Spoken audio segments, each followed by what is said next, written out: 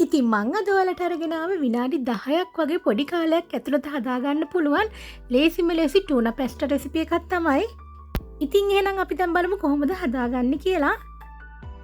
ඉතින් මං ඉස්සෙල්ලා මෙන්න මේ වගේ සෝස්පෑන් එකක් ලිපේ තියලා ඒක රත් වීගෙන එනකොට මම මේ විදිහට ඔලිව් ඔයිල් මේසෙ හඳ දෙකක් තුනක් විතර දාගන්නවා. ඊට පස්සේ මම මෙන්න මේ විදිහට පොඩියට කපාගත්තු සුදු ලුණු ටිකක් දාගන්නවා. මේ සුදු ලුණු ටික අපි විනාඩි දෙකක් විතර මෙන්න මේ විදිහට තෙල් වලින් හොඳට බැද ගන්න ඕනේ. ඊට පස්සේ මම මෙන්න මේ විදිහට පොඩියට කපාගත්තු තක්කාලි ග්‍රෑම් 200ක් විතර දාගන්නවා.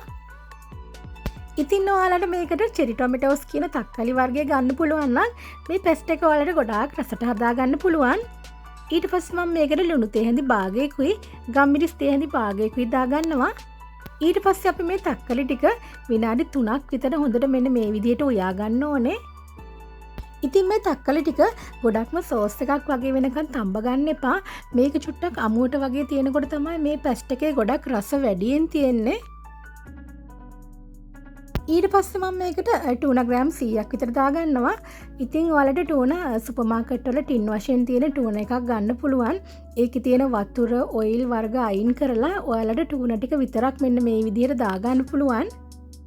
ඉතින් ඔයාලා සෝස් පෑන් එකක් ලිපේ තියලා මේ සෝස් එක හදන්න ගන්නකොටම වතුර එකක් ලිපේ තියලා පාස්තා ටික තම්බ ගන්න පටන් ගන්න.